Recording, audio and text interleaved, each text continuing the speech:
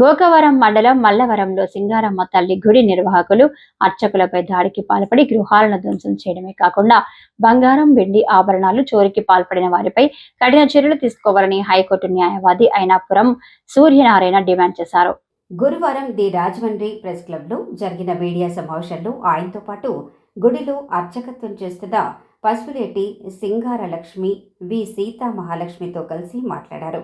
సింగారమ్మ చింతగా పేరొందిన అది ప్రైవేటు ఆలయమే అయినప్పటికీ భక్తులు ఇటీవల భారీగా తరలివస్తున్నారని, అమ్మవారికి పూజలు చేస్తున్నారని తెలిపారు. కాకినాడ జిల్లా జగ్గంపేట మండలం మల్లిసాల గ్రామానికి చెందిన కొందరు వ్యక్తులు ఈ ఆలయాన్ని తమ చేతిలో పెట్టుకోవాలని దురుద్దేశంతో ఏప్రిల్ 23వ తేదీ రాత్రి వట్టికోటి వీరరాఘవమ్మ పసుపులేటి సింగారలక్ష్మి వారిపై దాడి చేసి గృహాలను షాపులను కూల్చివేశారని, బంగారం వెండి సుమారు 25 లక్షల రూపాయల విలువైన వస్తువులను దోచుకొని పోయారన్నారు. దీనిపై గోకవరం పోలీసులకు ఫిర్యాదు చేసినప్పటికీ కేసు నమోదు చేయలేదన్నారు. దీనిపై తాము హైకోర్టులో జూన్ 20న రిట్ పిటిషన్ దాఖలు చేయగా విచారణ జరిపి తగిన చర్యలు తీసుకోవాలని ఆదేశించిందన్నారు. మీకు ఏ బాధ రానివ్వను అని పవన్ కళ్యాణ్ గారు చెప్పారు సార్, కానీ అటు నుంచి కూడా ఏ స్పందన మాకు రాలేదు సార్. పక్క గ్రామమైన మల్లిసాల గ్రామంలో ముండ్రు కృష్ణారావు చౌదరి గారు అని ఉన్నారండి ఒక ఆయన ఎలాగైనా సరే ఆ గుడిని ఆక్యుపై చేసుకుని తన చేతిలో తీసుకోవాలన్న దురుద్దేశంతో మాతో గత 6-5 సంవత్సరాల బట్టి నుంచి మాతో చిన్న చిన్న వివాదాలు ఏర్పడుతున్నాయండి. ఏర్పడుతుంటే 2022లో నేను అడిగినందుకు కొంతమంది జనాన్ని మల్లిసాల నుంచి తీసుకొచ్చి నన్ను దారుణంగా కొట్టి నా పొత్తు గడుపుమని ఎగిరెగిరి మరీ తన నుంచి కొట్టించారండి అందరూ కలిసి. అయితే ఇది నేను ఏం చేశానంటే గోకవరం పోలీస్ స్టేషన్ వారికి నేను విన్నవించుకున్నానండి, వెళ్ళి చెప్పానండి. చెప్తే అక్కడ ఎటువంటి ఇది కూడా లేకుండా పట్టించుకోలేదు, కేసు అది నమోదు అవ్వలేదండి. అవ్వకపోతే నేనేం చేసి కొత్తగా ఈ మధ్యన మన కూటమి ప్రభుత్వంలో ఒక యాప్ ఒకటి పెట్టారండి. దాని ద్వారా నేను ఏం చేశానంటే లోకేష్ గారికి నేను కంప్లైంట్ మళ్ళీ రేజ్ చేసుకున్నానండి.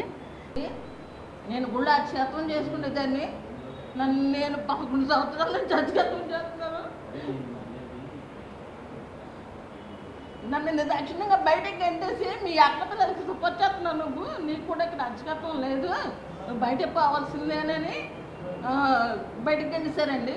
గోకవరం స్టేషన్లో కంప్లైంట్ ఇచ్చామండి, కానీ పట్టించుకోలేదు సార్. అక్కడ కూడా మేము తిరగన ఆఫీస్ వెళ్ళామండి, మొత్తం అన్ని అమరావతి కానీ అన్ని ఆఫీసులు తిరిగాము సార్. నేను పెళ్లి చేసుకోలేదండి, నేను అమ్మవారి కోసమని అర్చకత్వం చేసుకుందాం కోసమని అలా ఉండిపోయాను.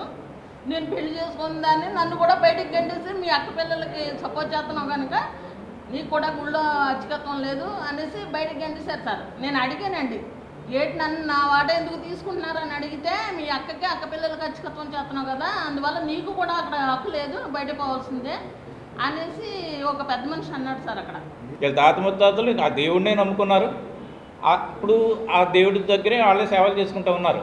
ఇది చట్టంలో కూడా ఎండోమెంట్ చట్టంలో కూడా ఎండోమెంట్ చట్టం పరిధిలోకి భూములు రాలేదు, కానీ అందులో కూడా హెరిడిటరీ వారసత్వ రీత్యా వచ్చేటటువంటి వాళ్ళు వాళ్ళే ట్రస్టీలుగా ఉంటారు, వాళ్ళకే గుడి మీద అన్ని హక్కులు ఉంటాయి. బయట వాళ్ళకి ఎవరికి హక్కులు ఉండవు, దీని మీద ఆ కుటుంబ సభ్యులకే ఉంటాయి. అయితే ఈ కుటుంబ సభ్యుల్ని ఇక్కడ నుంచి పంపించేసి వేరే వాళ్ళు ఎవరో పెత్తనం చేయాలని చూసి ఈ దాడి చేశారని చెప్తున్నారు. ఇక్కడ కలెక్టర్ ప్రధానమైనటువంటి బాధ్యత ఏంటంటే ఆర్టికల్ 26 భారత రాజ్యాంగంలో ఉన్న ఆర్టికల్ 26 కింద ఇలాగ గుడి మెయింటైన్ చేసుకునేటటువంటి హక్కు రాజ్యాంగం కల్పించింది. అక్కడ ఏదైనా డిస్టర్బెన్స్ అయితే వెంటనే కలెక్టర్ చూడాలి, ఎందుకంటే ఇది ప్రైవేట్ గుడి కాదు. ప్రైవేటు గుడి అంటే ప్రైవేటు వ్యక్తులు స్టార్ట్ చేసినప్పటికీ కూడా రోజు వందలాది మంది భక్తులు వస్తున్నటువంటి గుడి పబ్లిక్ టెంపుల్గా మారిపోద్ది. ఈవేళ అది పబ్లిక్ టెంపుల్. ఎప్పుడైతే పబ్లిక్ టెంపుల్గా ఉందో జిల్లా కలెక్టర్ చాలా సీరియస్గా దాని మీద చర్యలు తీసుకోవాలి.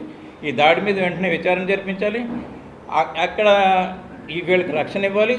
వెంటనే ఎవరైతే ఎంత చేశారో వాళ్ళని వెంటనే అరెస్ట్ చేసేటటువంటి పరిస్థితులు ఇవన్నీ ఎప్పటికీ చేయాలి.